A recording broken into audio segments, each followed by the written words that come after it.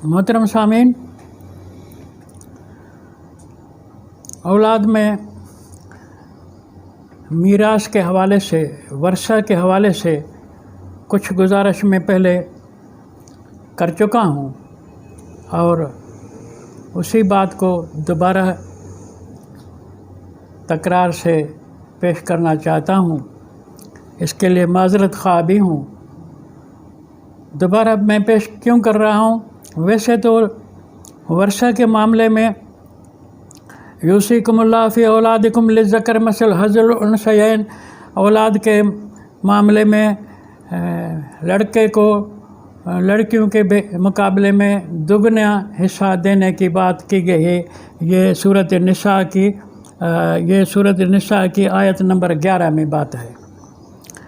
और शाहिदी के लिए भी सूरत बकरा की 282 नंबर आयत में है कि वस्तशहिदू शहीदैन मिन रिजालिकुम फ़इल्लम यकूना रजुलैन फ़रजुलुन व इम्रअतान मिम्मन तरज़ौना मिन शुहदा, यानी शाहिदी के लिए दो मर्द अगर न मिल सकें तो फिर एक मर्द और दो औरतें। इस पर औरतों को बहुत शिकायत रही है कि अल्लाह ने हमारे साथ गोया कि इंसाफ नहीं किया। सो मैं उनके शिकायत को अल्लाह के तरफ मंसूब नहीं करता, उनकी बेसमझी है और मेरे जैसे जाहिल मुल्लाओं ने ये दगा की है, कुरान के अंदर सही तर्जमा नहीं किया है। कई यानी तर्जमे मैंने पढ़े हैं जो यूसीकुमुल्लाह फ़ी औलादिकुम लिज़्ज़कर मसल हज़्ज़िल उन्सयैन में कहते हैं लड़के या मर्द जो है वो घर चलाता है, इंतज़ाम करता है, खर्च करता है, इसलिए अल्लाह ने उसको डबल और दुगना करके बहन के मुकाबले में दिया है। ये बात गलत है। ये बात गलत है तो उसका सबूत कुरान से मैं आपको अर्ज़ करूं।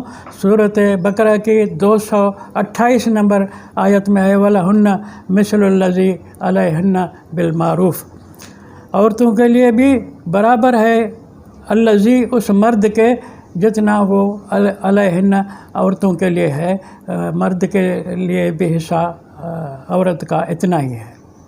अब जब ये सूरत बकरा की आयत दोनों की बराबरी कर रही है, वहाँ जो बात है वलिर्रिजाल अलैहिन्ना दर्जा, इसी बकरा के आयत में है दूसरा हिस्सा कि एक दर्जे में मर्द ऊपर है, वो दर्जा असल में औरत के ऊपर यानी जो है शोहर के मर जाने या तलाक के बाद इद्दत का है।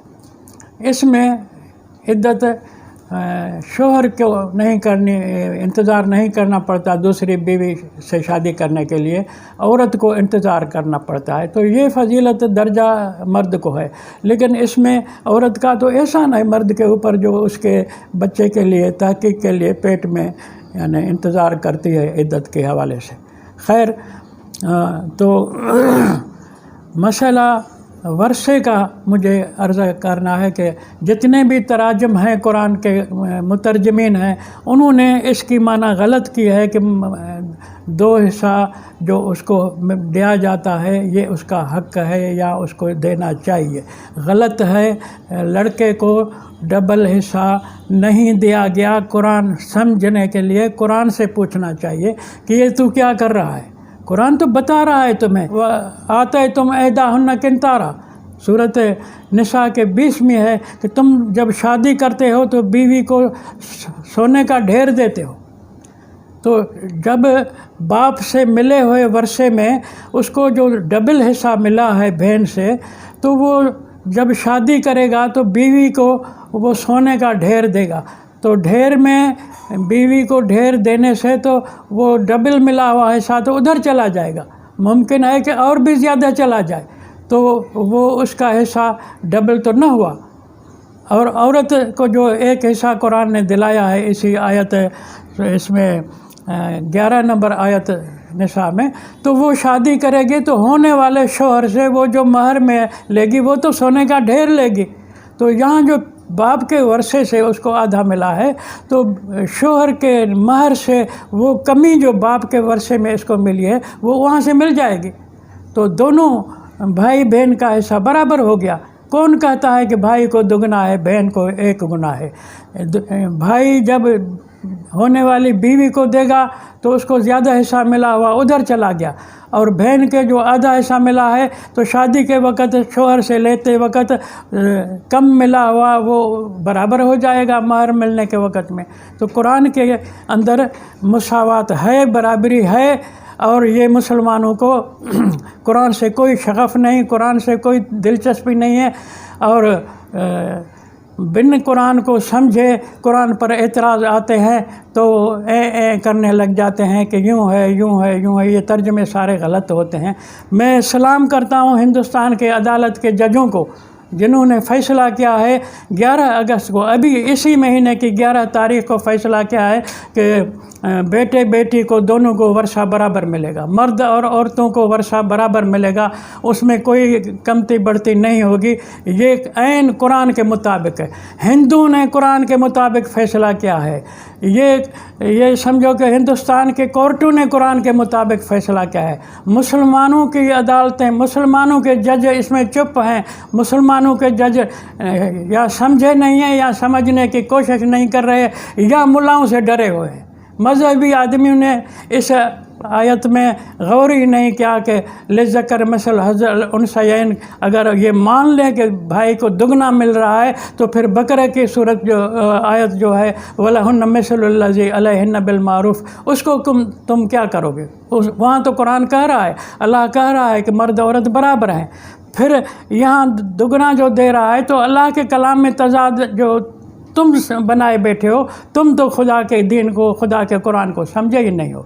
मैं फिर दोबारा कहूँगा कि हिंदुस्तान के जजों को सलाम है कि उन्होंने सही फ़ैसला किया है, और कुरान भी, ये कुरान का फ़ैसला है। हिंदुस्तान ने जो फ़ैसला ये किया है ये इस्लाम का फ़ैसला है, कुरान का फ़ैसला है कि दोनों भाई बहनों को बराबर का मिल जाता है, शादी का मसला है।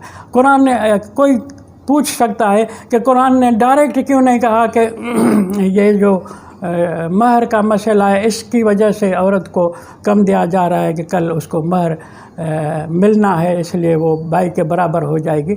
अल्लाह ताला ने इसलिए ये बात नहीं कि अल्लाह को पता था कि तुम अल्लाह के पीछे नहीं, यानी अल्लाह के कुरान के पीछे नहीं चलते, अल्लाह के इत्तिबा में तुम अपना अकीदा नहीं रखते। खुदा को पता है कि तुम इमाम परस्त हो। तुमने, खुदा ने वो बात कह दी है, वलियस्तफ़िरुल्लज़ीना ला यजिदूना निकाहन, वो जो लोग निकाह के अखराजात की तौफीक नहीं रखते और इस्तिताअत नहीं रखते, उनके लिए है कि वो निकाह न करें। पैसा महर का बीवी को देने के लिए नहीं है, तो कुरान कहता है वो रोज़ा रखें, या कोई डॉक्टरों से पूछे कि शहवत कम हो जाए, मैं बीवी नहीं, पैसे नहीं है, बीवी नहीं हासिल कर सकता, तो वो सब्र करें हत्ता युगनियहुमुल्लाह, इतने तक जो अल्लाह उनको गनी बना दे और उनके पास पैसे आएँ और वो शादी कर सके। समझा? तो ये बातें कुरान ने कही हुई हैं कि शादी, और तुम लोग कुरान को नहीं मानोगे, तुम इमामों के पीछे जाओगे, और इमामों ने तुम्हें गलत माना से कह दिया है कि बेटी को सिंगल हिस्सा देना है और बेटे को डबल हिस्सा देना है। कुरान ने जो ये कहा है, तो कुरान ने तुम्हें सूरत निसा के 20 नंबर आयत में यह भी कह दिया है कि बीवियों को महर इतना ज़्यादा दो, सोने का ढेर दो। तो उधर तुम्हारी नज़र क्यों नहीं गई? क्योंकि इमामों ने लिखा है कि अगर बीवी को महर में कपड़े का टुकड़ा देता है तो फिर भी महर हो जाता है। अगर बीवी को कोई 4 सूरतें कुरान की इसको याद हैं तो इसके बदले में भी बीवी को महर हो गया। ये इन्होंने हदीस बनाई, ये नबी पर तहमत है इन हदीसों से। और हमने तो गवर्नमेंट को अपील की थी अपने वीडियो लेक्चर में कि ये तुम कुरान के साथ ज़्यादती कर रहे हो, और तुम हिंदुओं के मुकाबले में तुम कुरान के दुश्मन बन गए हो। हिंदू कुरान के ऊपर अमल करके, उन्होंने फ़ैसले में मैंने सुना है कि लिखा है कि ये हिंदू लोगों के लिए फ़ैसला है, इसलिए कि शायद हिंदुस्तान के मुसलमान भी ऐसे हों जैसे पाकिस्तान के मुसलमान हैं। दोनों का स्कूल एक जैसा है, दोनों के इमाम एक जैसे हैं, दोनों का सोच विचार एक जैसा है। तो یہ ملائیت سے ڈرے ہوئے ہیں، وہاں کے بھی مسلمان، یہاں کے بھی مسلمان۔ میں نے اپیل کی تھی ادارہ تحقیقات اسلامیہ کو کہ علماء کو بٹھاؤ اور تحقیق کراؤ اور صحیح جو تطبیق ہے ان ظاہر میں کہ ایک رجل اور 2 عورتیں برابر ہیں شاہدی میں اور بہن سے ڈبل ہے بھائی میں، ان پر تحقیق کراؤ۔ خیر ہماری کون سنتا ہے، الٹا میں نے شکایت کی تھی جھوٹی حدیثیں، مثال کے طور پہ رائے کا کون ہے یہ تبلیغ جماعت کا طارق جمیل، اس کی خرافاتی حدیث ہے، خرافاتی روایتیں پیش کرتا ہے اپنے وائزوں میں، ٹی وی پر وہ اس کے وائز آ رہے ہیں آج کل، پہلے ٹی وی پر رائے والے نہیں آتے تھے، اب آ رہے ہیں، اور اس میں کہتا ہے کہ 132 فٹ کی حور ہوگی، 132 فٹ کا اس کا مرد ہوگا، جب قرآن نے کہا ہے کہ وہاں کبھی بھی یہ سیکسی عمل جنت کے اندر نہیں ہوگا۔ قرآن نے ان عورتوں کے شان میں بھی کہا ہے کہ وہ ہر وقت کنواری رہیں گی، قرآن میں ہے کہ ہر وقت کنواری رہیں گی۔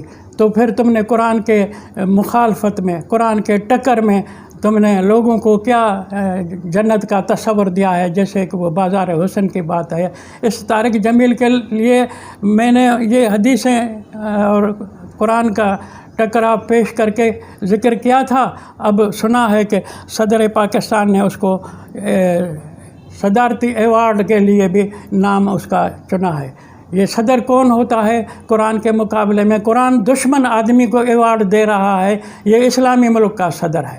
شاید اسلامی ملک کے صدر کی تعلیم بھی ایسی ہو جیسی طارق جمیل کی تعلیم ہے، دونوں ایک اسکول کے ہوں، دونوں کا استاد ایک ہے، شاید دونوں کا اسکول اور استاد ایک ہونے کی وجہ سے یہ کام ہو رہے ہیں، ورنہ قرآن ان باتوں کی اجازت نہیں دیتا۔ قرآن نے یہ سب مسئلے صاف کیے ہوئے ہیں، اور ہندوستان کو تم کافر کہہ کر تھک گئے ہو، اب تم سے وہ اسلام کے مفہوم میں، معنی میں آگے بازی لے گیا ہے، اور تم سوچو کہ تم یہ قرآن کا حکم کب مانو گے جو عورتوں کو ان کے حقوق دو، عورتوں کو مردوں کے برابر تسلیم کرو، یہ تم کب مانو گے؟